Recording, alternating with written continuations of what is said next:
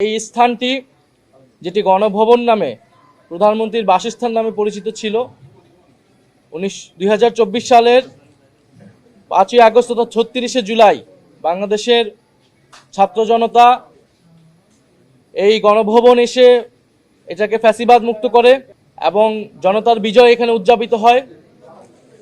যেহেতু 16 বছর ধরে নির্যাতন, নির্মমতা, ফ্যাসিবাদ, স্বৈরতন্ত্র সব কিছুর কেন্দ্র ছিল এই বাসস্থানটি, এই গণভবনটি। এখান থেকেই স্বৈরাচারী ফ্যাসিস্ট শেখ হাসিনা সকল কিছু সিদ্ধান্ত নিত।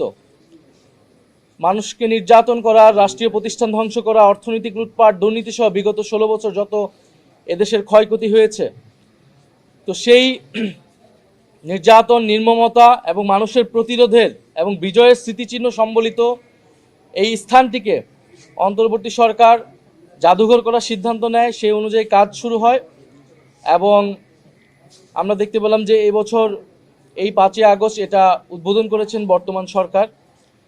তো সেই প্রেক্ষিতে আমাদের এটা পরিদর্শন করতে আসা। অন্তর্বর্তী সরকারের সময় মূলত এটার কাজ মোটামুটি শেষ হয়েছিল, উদ্বোধন করার মতো শেষ হয়েছিল। এই সরকার এসে গত 5 মাস সময় নিয়েছে। আমরা সংসদে এবং সংসদের বাইরে প্রচুর কথা বলেছি জাদুঘরটি খুলে দেওয়ার জন্য। এবং আজকে আমরা যেহেতু অন্তর্বর্তী সরকারের সময়ে আপনারা জানেন শেষ সময়ে, তখন একটা পরিদর্শনে আমি এসেছিলাম। আমি সেই সময় সালাউদ্দিন সাহেব এবং এখনকার বিরোধী দলীয় নেতা ডক্টর মোহাম্মদ ইউনূস সহ তো কিছু পরিবর্তন আমরা দেখতে পেয়েছি যে এই সরকার এসে পরিবর্তন করেছে। এবং বিশেষত আমরা বলবো যে এখানে সীমান্ত হত্যার একটা সেগমেন্ট ছিল। আমাদের যেই সীমান্তে আমাদের যে সকল ভাই বোনেরা হত্যাকাণ্ডের শিকার হয়েছে বিএসএফ ভারতীয় বাহিনী দ্বারা, প্রায় তাদের একটা তালিকা ছিল, ফেলানির একটা ভাস্কর্য ছিল, সেই জিনিসগুলো সরিয়ে ফেলা হয়েছে। মোদি বিরোধী আন্দোলনের কিছু স্মৃতি ছবি ছিল, সেটা সরিয়ে ফেলা হয়েছে। বিএনপির আমরা যখন এগারোবার ছিলাম তখনও গত 16 বছরের বিষয়গুলো দেখানো হয়েছে। সেখানে বিএনপির যে নির্যাতিত হয়েছে তারা দল হিসেবে সেগুলোর কন্টেন্ট ছিল, সেই কন্টেন্টগুলো এবার বৃদ্ধি করা হয়েছে, বাড়ানো হয়েছে। একটু দলীয় বক্তব্য এসেছে, বয়ান এসেছে, সেটা বেড়েছে। তো জাদুঘর এটা সবসময় এইটা একটা আপডেটের মধ্যে থাকবে। এটা আমরা গতবারও যখন কথা বলেছিলাম এবং গতবার যখন আমি এসেছিলাম তখনও আমরা মতামত দিয়েছিলাম। আজকেও আমরা যারা এখন দায়িত্বে আছে তাদেরকে আমরা মতামতগুলো দিয়েছি, আমাদের যেটা পর্যবেক্ষণ।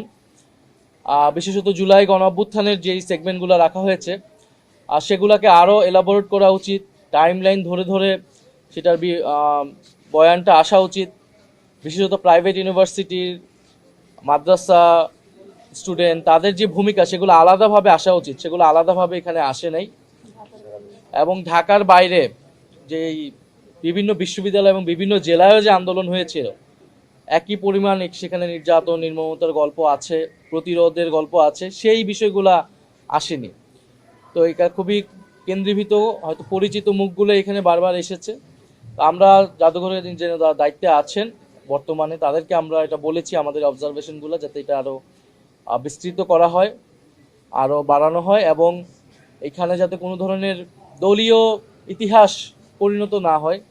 এটা একটা প্রকৃত ইতিহাস চর্চার জায়গা এবং একটা জাতীয় ইতিহাসের কেন্দ্রে যাতে আমরা এটাকে রাখতে পারি।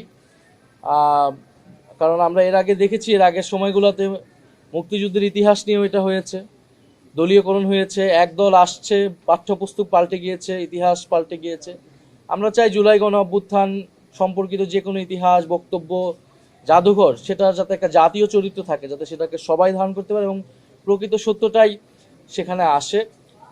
আর একটা বিষয় গুরুত্বপূর্ণ যে এখানে যে গতকালকে আপনারা দেখেছেন সোশ্যাল মিডিয়াতে খুব আলোচনা হয়েছে, প্রচুর মানুষ এখানে আসতেছে এবং যেই চাপ সেটা সামলানোর সক্ষমতা কিন্তু বর্তমান জাদুঘরের কাঠামোর নেই।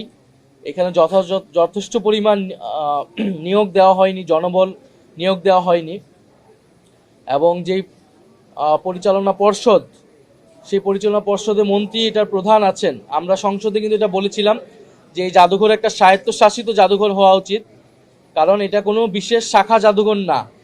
একটা শাখা জাদুঘর বা আমলাতান্ত্রিকভাবে এই জাদুঘর যদি আমরা পরিচালনা করতে চাই, জাদুঘর পরিচালনা করা সম্ভব হবে না। এই জাদুঘর জুলাই স্পিরিটকে ধারণ করে সেই ধরনের লোকদেরকে দিয়েই এই জাদুঘর পরিচালনা করতে হবে, বিশেষজ্ঞ লোকদেরকে দিয়ে। ফলে এটার একটা স্বায়ত্তশাসিত কাঠামো প্রয়োজন, আইন প্রয়োজন, এবং প্রায় 200-র মতো জনবল এখানে প্রয়োজন। তো এখন পর্যন্ত 15 থেকে 20 জন আছে এবং তারা ভলেন্টিয়ার দিয়ে আপাতত চালাচ্ছে। তো এইভাবে কিন্তু এটা খুবই ঝুঁকির মধ্যে এই জাদুঘরটা, নিরাপত্তাহীনতা এবং ঝুঁকির মধ্যে এই জাদুঘরটা আছে। ফলে আমরা সরকারকে দ্রুত আহ্বান জানাবো যে জাদুঘরটা যদি সঠিকভাবে পরিচালনা করতে চাই, মানুষের জন্য দেখার ব্যবস্থা করতে চাই, তাহলে এটা দ্রুত সময়ের মধ্যে এটা জনবল নিয়োগ দিতে হবে, তারা যাতে এটা দেয়